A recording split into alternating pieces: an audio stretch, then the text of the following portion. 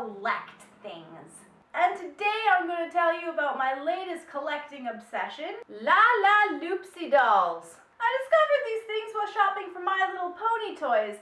They were in the same aisle. Now, when I was a kid, I was kind of a tomboy. I was much more interested in going outside and pretending that sticks were swords than with playing with dolls. So I guess now that I'm much more interested in girly things than I ever have been before, I'm kind of having a second childhood of sorts. Also, in more recent years, I've had sort of a fascination with the doll collecting community, with their Asian ball-jointed dolls that look like anime characters come to life. But I've never been able to join in that subculture because exporting one of those things is massively expensive. So when I saw the Lalaloopsy dolls, which are about yay big and go for about $40 a pop, I was really excited. Then I saw the minis and got so excited I could barely contain myself. These things are tiny, adorable, cheap, and oh so collectible. I also love them because they are all sporting Lolita-style clothes. Another subculture I would totally be into if those dresses didn't cost so darn much. Anyway, you're probably wondering what all of this has to do with animation.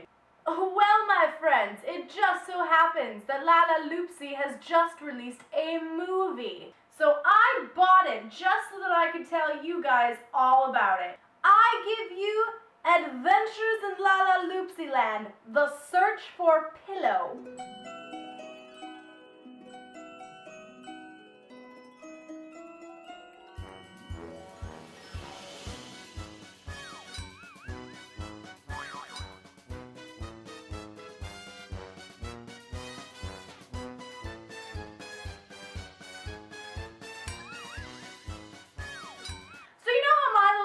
Friendship is Magic is a show that's aimed at little girls, but because of its incredibly high quality, it is able to transcend gender and age demographics. Yeah, Lalaloopsy is not going to do that. It is very much for little girls without much to recommend itself to anybody else.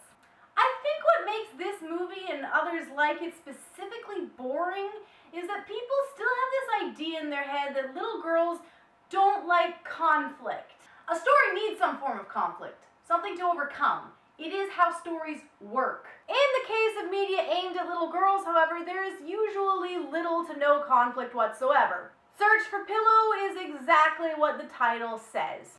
The character Pillow is missing and the other characters split up to go find her, and they do stuff. Most of the stuff they do has nothing to do with searching, so basically they just sort of play all day. Pillow is oblivious because she is having a nap, because that is what Pillow does. She naps.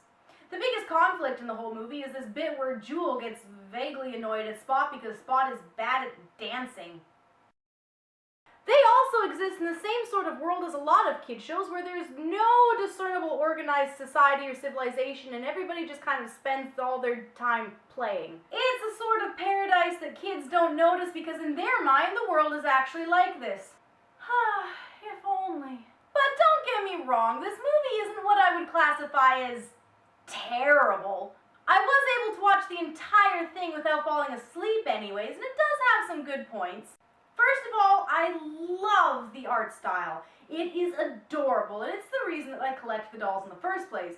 The aesthetic of the little Lolita rag dolls really works for me, and Pillow is quite possibly the most adorable thing ever. The animation is smooth enough. It's no My Little Pony, but it's not bad. Voice acting is a bit of a mixed bag. For some lines I'll go, wow, these guys actually have surprisingly good voice actors. And then with others I'll be more like, yeep, that was a weird way to deliver that line. But I think that in the end, the voice actors are pretty good. They're just working with some really terrible dialogue material. In a lot of ways, Lalaloopsy is very similar to My Little Pony as a franchise. It began as a toy line, and its animated work is mostly a commercial for the said toys. But watching Adventures in Lalaloopsy Land is pretty much akin to watching the infamous direct-to-DVD G3 My Little Pony.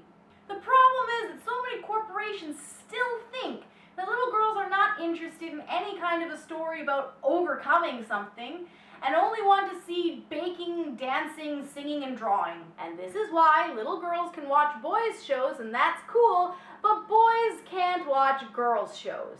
Because for the most part, with a few exceptions, girls' shows are like this. And on the whole, it's a shame. Why?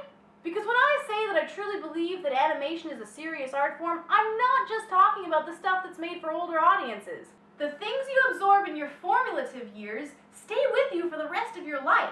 So even the cartoons for kids have a huge impact on society because they have a huge impact on people.